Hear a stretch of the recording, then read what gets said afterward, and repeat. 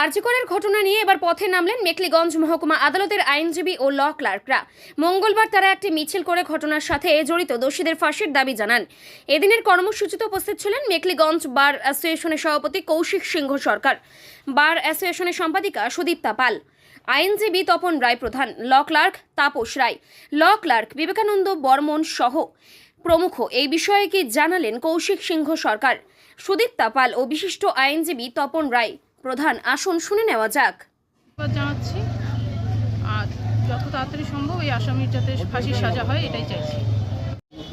আজকে আমরা একটা প্রতিবাদ সভা করছি ল ক্লার্ক এবং আমরা আইনজীবী অ্যাসোসিয়েশনের মধ্য থেকে।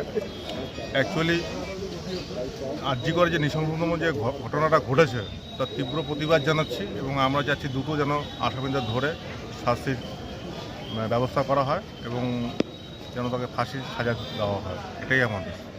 আমরা মেখলিগঞ্জ বার অ্যাসোসিয়েশন এবং ল ক্লার্ক অ্যাসোসিয়েশনের তরফ থেকে আমরা, আপনারা জানেন যে আরজিকরে যে 9 আগস্ট যে মধ্যরাতে যে পৈশাচিক যে একটি মেয়ের উপরে যিনি ইন্টার্নশিপ করছিলেন, ডক্টর হয়েছিলেন, তার উপরে যে পৈশাচিক আক্রমণ হয়েছিল এবং উনি মৃত্যুবরণ করেছিলেন, তার প্রতিবাদে আজকে আমরা গোটা রাজ্যের সাথে এবং গোটা ভারতবর্ষের সাথে আমরা যারা ল ক্লার্ক এবং যারা আমরা এখানকার অ্যাডভোকেট আছি, আমরা যৌথভাবে একটা শহরে একটা মিছিল প্রতিক্রমা করব এই আরজিকর কাণ্ডের প্রকৃত দোষীদের শাস্তির দাবিতে।